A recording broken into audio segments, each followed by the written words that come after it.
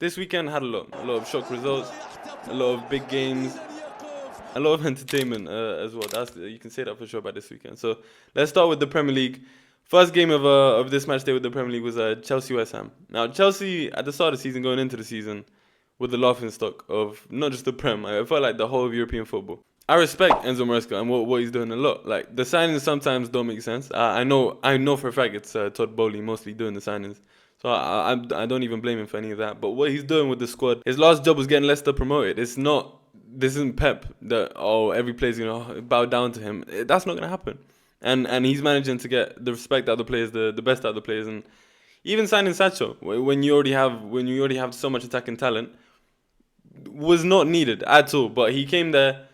He's got 2 assists in 3 games. Watching United struggle is always fun. I'll say it time and time again, this manager's not ready for this job. He's tactically inept. He's never going to take this club, who now has a very, very, very decent squad, to where they need to be. So I don't know what the plan is for United. The only good thing that United have to look forward to now is that Ugarte came on and looked alright. Obviously, it's his debut, so I can't really, judge his performance too much. And then Garnacho. Garnacho in the last few weeks has been so good. He wasn't great this game, but he wasn't terrible either. I think Garnacho should stay starting. Garnacho is one of the better young talents in world football. Bruno as well had a horrible game. I've been I've been on the Bruno bandwagon for a long time. I defend him anytime people call him shit. He's not shit. He's an amazing footballer. He's the best midfielder they have, I think. I think he's better than Manu, and that's going to be very controversial, but I love Bruno Fernandes. This weekend had a horrible game. But this is so important for United. Højlund came on, did nothing, but I don't care, because Højlund being back is so important for United. I think this is the whole first month and a half of football, that's what they've been missing most. A good striker. Zirkzee came in, he was okay. It's clear. He even said, I'm not a number 9. It's very clear. It's very obvious. You're shit at that. And anytime he's played at that position this season, he's been horrible. You look at this starting 11, and the starting 11 that they could have as well, when everyone's healthy and everyone's like fully integrated into the squad. United look dangerous. United have the squad. They don't have the manager to do it, but United have the squad, I think, I don't know, to push City, but to push Arsenal and Liverpool for sure. They have the squad for it. Whether this retarded ass manager called Erik ten Hag is gonna actually do anything with his team, I don't think so, but we'll see. But the big game of the of the weekend was this. And what a fucking game it was. I'm so happy this game turned out how it was supposed to. Because how I thought it was going to turn out is going to be a boring 0-0 draw. What I've seen happen for ages now with this matchup. The press and the media, I guess, were calling it a rivalry before this game. And that's not what it is. This Arsenal City hasn't been a rivalry at all, ever. It wasn't a rivalry last season. It's not been a rivalry this season. And I might get killed for that. But I'm not allowing a rivalry to be one team wins every season. I'm not. In this period of time where there's been a rivalry, Arsenal have won 0 trophies, and City have won 5. So I'm not gonna call that a rivalry. But this game felt like one. This game really felt like one. It was. You know what I love the most is that the teams dislike each other, and I think that's very obvious. Like that video of Haaland telling Arteta to stay humble, asking Miles Lewis-Skelly who the fuck he is. Fucking telling Jesus he's a clown. I love that. I love all of that. It gives me like old El Clasico vibes. It gives me United Arsenal vibes. And that's what the Prem needs. That's what the Prem needs. It can't be City running away with this out every year, or a nice little friendly rivalry, which is what it seemed like it was in 2023. This game felt like we're tired of being the little brother. It's very clear now. Arteta doesn't give a fuck what the football looks like. He wants to win. He's tired of playing good football and coming second, which I kind of respect. I don't agree with it, but I kind of respect. Today was a defensive masterclass, the whole second half. As soon as Trossard got sent off, I've never seen a team defend that well and that compact and that together. And this game really reminded me of prime Jose Mourinho, that Inter-Barca game in 2010, where Inter just went there to make it uncomfortable for Barca. They didn't go there to win the game. Mourinho knew he's not going to go to the Camp Nou and outplay prime Barcelona. He wasn't going to do that. Anytime Messi gets the ball, we're going to kick the fuck out of him. We're going to triple team him. And that's the approach that Inter took. And that's kind of the approach that Arsenal took yesterday. And not to that extent, because they didn't really beat anyone up apart from Haaland. What I don't want to see is them playing this style of football consistently.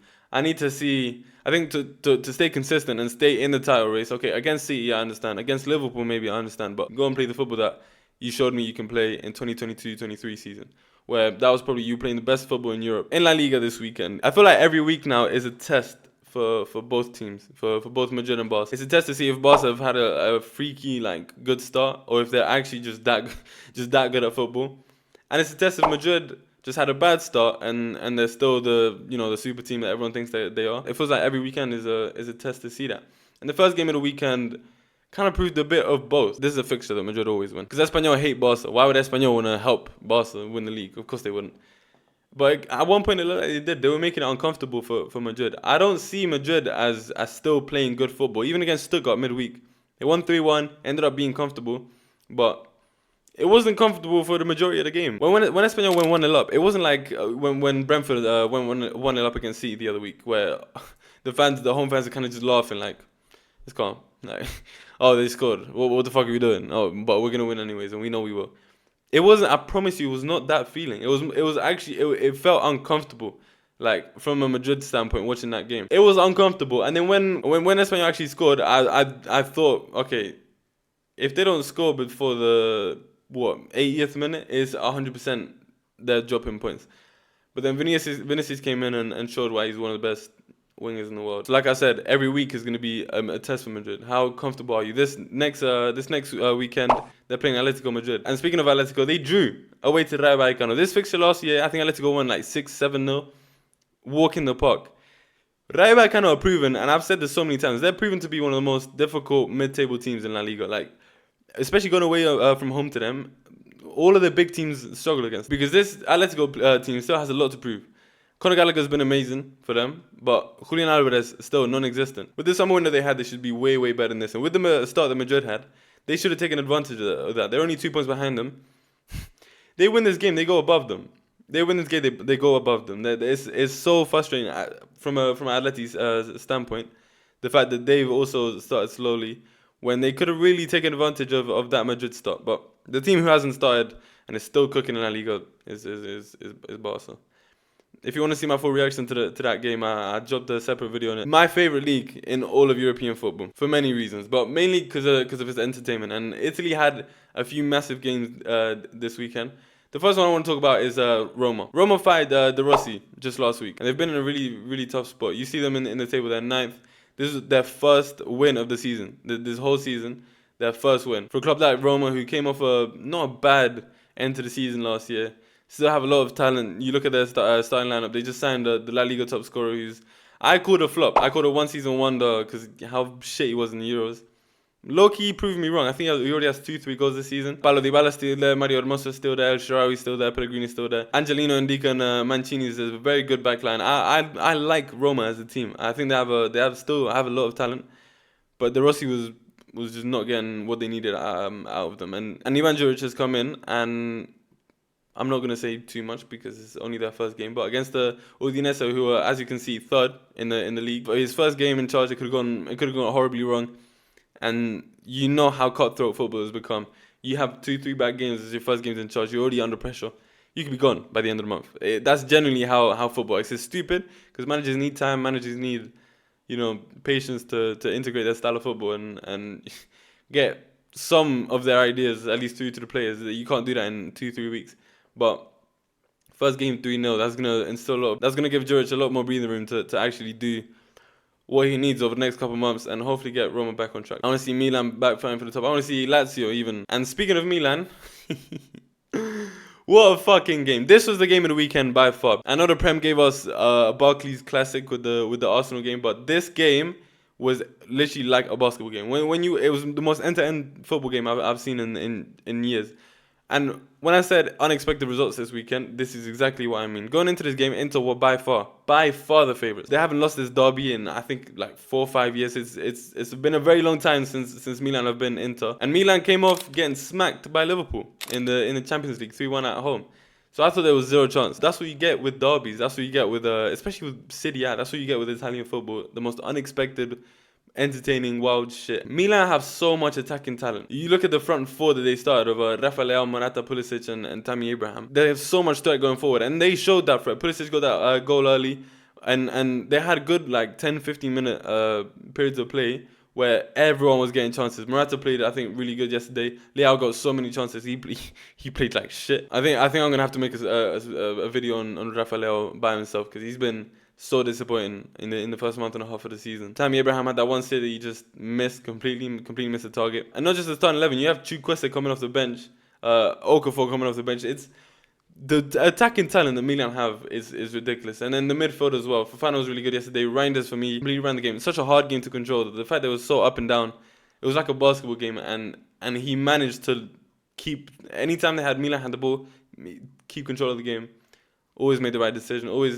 He was the reason why Milan had so much attacking talent. We've been talking about Madrid and their front four, and how they don't have a midfielder like Toni Kroos last year that presents the attacking talent to the opposition box.